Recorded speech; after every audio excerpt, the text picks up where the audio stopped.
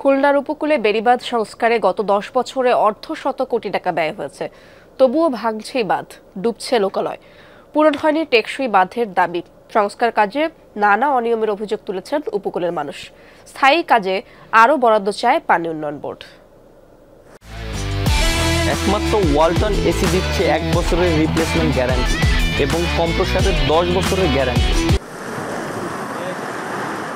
ঘূর্ণিঝড় রিমালের আঘাতে কয়রা, পাইকগাছা ও দাকপের অন্তত 10টি পয়েন্টে ক্ষতিগ্রস্ত বেড়িবাঁধ। পানি ঢুকে পড়ে লোকালয়ে, তলিয়ে যায় প্রায় 20টি গ্রাম, ভেসে গেছে অসংখ্য মাছের ঘেরো।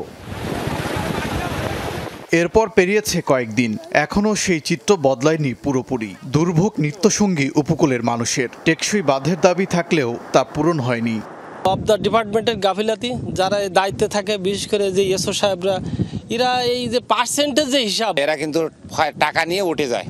হ্যাঁ, সাব কন্ট্রাক্টরের মাধ্যমে কাজ করে, কাজ ঠিক মতন হয় না। টেকসই বেড়িবাঁধটা হয় না কোনো সময়, কারণ এই কয়েকবার ভাঙছে, কিন্তু যখন ভাঙে তখন আশা দেওয়া হয় যে আপনাদের টেকসই বেড়িবাঁধ হবে। এই রাস্তাগুলো জোয়ার যা হয়, তারপর বেশি জোয়ার হলে ওই রাস্তাগুলো ছাপাই পানি ভেঙে মনে করেন আমার গিয়ে ঘর বাড়ি, মানে ঘের বেড়ি, চিংড়ি চাষ, মানে সব ক্ষতি হয়। গেল 10 বছরে এই বাঁধ সংস্কারের পেছনে প্রায় অর্ধশত কোটি টাকা ব্যয় করেছে পানি উন্নয়ন বোর্ড। কর্মকর্তাদের দাবি, টেকসই কাজের জন্য এই বরাদ্দ যথেষ্ট নয়। 50 কোটি কিন্তু এটা খুব নগণ্য। এর যে বেড়িবাঁধ আছে এবং এর ফলে যে পরিমাণ সম্পদ রক্ষা পাই, এটা কিন্তু খুবই নগণ্য। 630 কিলোমিটার বেড়িবাঁধ আছে। এটা আমার প্রতি বছরে আমি যদি রুটিন মেনটেন্যান্স, যেটা তার জন্য আমার ডিমান্ড প্রায় 50 থেকে 60 কোটি টাকা লাগে। দুর্গত এলাকা পরিদর্শন করেছেন সংশ্লিষ্ট মন্ত্রণালয়ের সচিব। বাঁধ মেরামতে অনিয়ম থাকলে ব্যবস্থা নেওয়ার আশ্বাস দেন তিনি।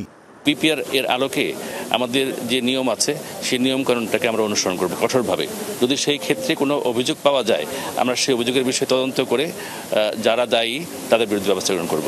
খুলনার উপকূলীয় 4 উপজেলায় বাঁধ রয়েছে 630 কিলোমিটার। প্রশাসনের তথ্য মতে রিমালে ক্ষতিগ্রস্ত 2,79,000 মানুষ।